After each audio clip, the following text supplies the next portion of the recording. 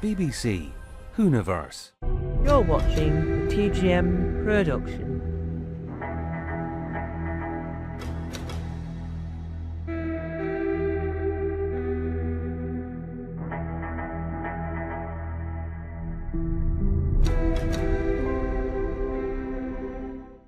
Hello and welcome to a brand new subject matter. This is a brand new discussion video created by TGM Productions and presented by me, Tom Mason. Yes, TGM is the production company. I'm still trying to find the best way to display the words because I'm new to the world of production companying. Yes, well, 4 years in, but I'm learning all the time. Anyway, today we're talking about Gallifreyan, the language. Yes, but we're just going to call it Gallifreyan Language. Just to feel that it makes sense. So, the thumbnail, because I made this last night, the 3 Gallifreyan symbols are all the exact same words. It's just the way I designed the thumbnail, it just looked odd. You had one in the middle.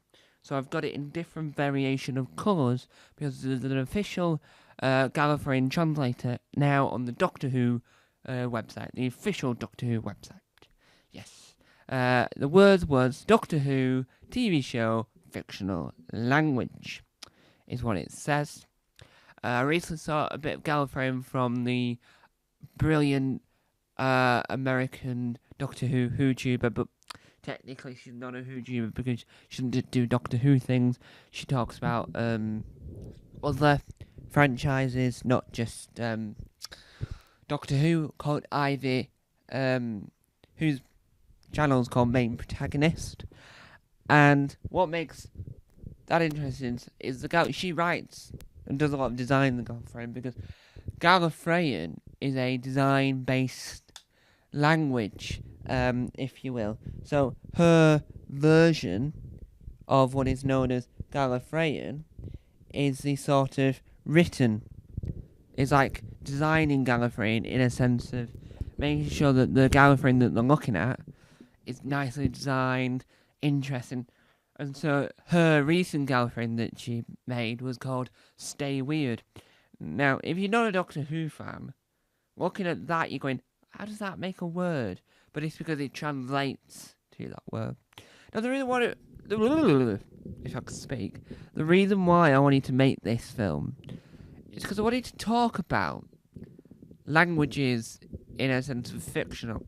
So, other franchises, let's go with the franchise that I know I can talk about is the Lord of the Rings is the key one I can think of.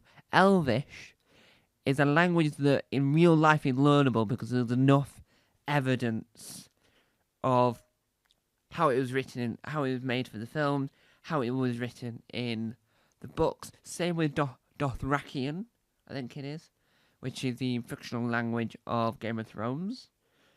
Or is it High Valyrian? I don't know. Look, I didn't like Game of Thrones. I wasn't too keen on the first series of House of Dragons, but I'm really liking the brand new spin-off that came out this year.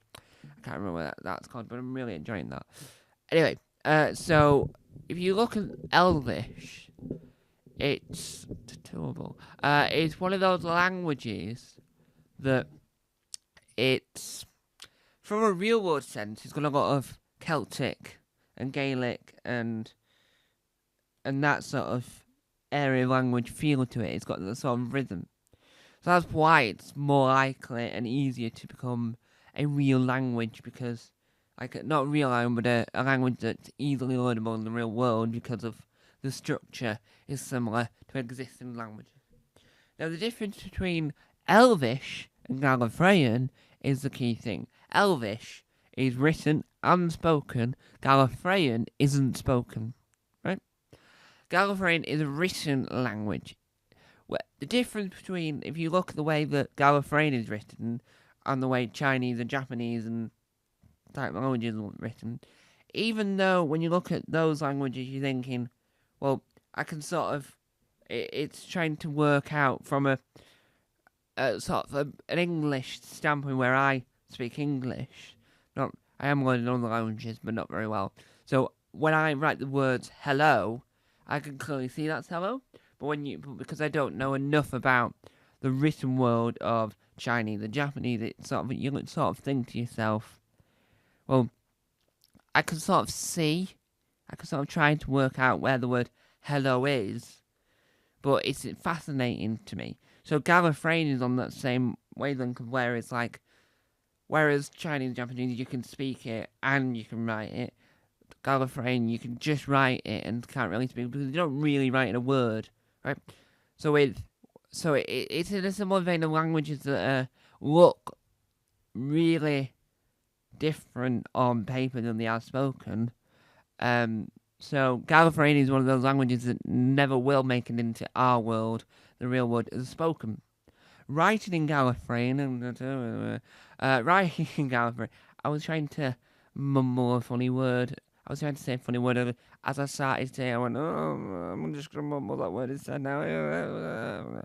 But you can make cool, interesting, and clever designs with Gallifreyan, but you can't speak it. That's the weird thing is, I think the Doctor is the only sci-fi franchise that has its own fictional language that doesn't speak it. So the Doctor never speaks Gallifreyan, the Gallifreyan High Council never speaks Gallifreyan, and no one in Gallifrey speaks Gallifreyan. But is that? And I read the thing, so I'm trying to look up whether or not there was a spoken language at some point. You know, there must have been some audio somewhere or some form of media that mentioned, only for a brief second, a bit of information that I might have missed because I might not have heard every audio possible in the Gallifrey or in the series. So what I'm thinking is, was there a spoken language? Anyway, the theory that I saw, that I thought, actually, that makes sense. The TARDIS translates everything. So is the TARDIS translating Gallifreyan to the passenger, to the companion at that time, whether or not they're an English speaker or not? Does it translate to what the Doctor's saying? Will the Doctor always sound English because all the companions it picks up in English? If we were going to have a Mexican version of Doctor Who, and you had a a Chinese companion that only speaks Chinese, then the Doctor that might have spoke Mexican three series previously, a Mexican companion might then speak Chinese to the Chinese companion because the Chinese translates whatever the Doctor's saying. So does that mean that there is a language for Gallifreyan, but we've never heard it because of the Chinese translating, or was that sort of a plot device to get out the fact that there's no language for his home planet? Because most planets, like Krypton, there's no fictional language of Krypton, is there? They all speak English, it seems, or a version of English, because obviously it lands in America and they're all American accents, and America has their own adaptation of the English language. It's like New Zealand and Australia and Canada and other places that speak English. They don't speak the same English as here in the United Kingdom, but they do speak their own variation of the language. So, let's say, we would say shop, America would say store, or we would say, we would say, I don't know, I can't think of an Australian word there that sort of has a meaning that isn't, I don't know. So let's not go there, shall we? But I think the Gallifreyan is an interesting thing to discuss because it when you write it, when you draw it, when you look at it written down, or when you see it in places, it looks gorgeous. There is for weddings, there's a wedding ring that is you can get inscribed in whatever words you want, but in Gallifreyan. And I think Gallifreyan looks beautiful. Yes, I would love if it was spokeable, but at the moment, I just love the way it's written. So, when Riversong announced that the Riversong was the daughter of Amy and Rory, don't ask the logistics of that one, because there was a whole, she was pregnant and she wasn't pregnant, and anyway, it was a thing that never got cleaned up. The Gallifreyan on the side of the cot was gorgeous. It's Gallifreyan, like, it's sort of embossed in wood. It's just gorgeous. And there's a lot you can do with Gallifreyan, and if you Google fan Gallifreyan, that comes up with a whole other thing, which is even more fascinating. But if you just see what the fans are doing with Gallifreyan, it's gorgeous. I just think Gallifreyan is, if you look at Elvish written down, it looks hideous, right? It's not the greatest font of all time. I think they could have chose a far better font when they were writing the books. J.R. Tolkien, please just fix it. But I think Gallifreyan looks beautiful written down, no matter how well. If you write it down really badly, then no. But it just looks beautiful, and I'm so glad that the official translator on the BBC website. So there we have it. We've discussed that Gallifreyan is beautiful written down, and we've discussed that Gallifreyan should be spoken, but no one will ever know. No, unless they do a whole audio about spoken Gallifreyan. So, thank you for watching. Bye-bye.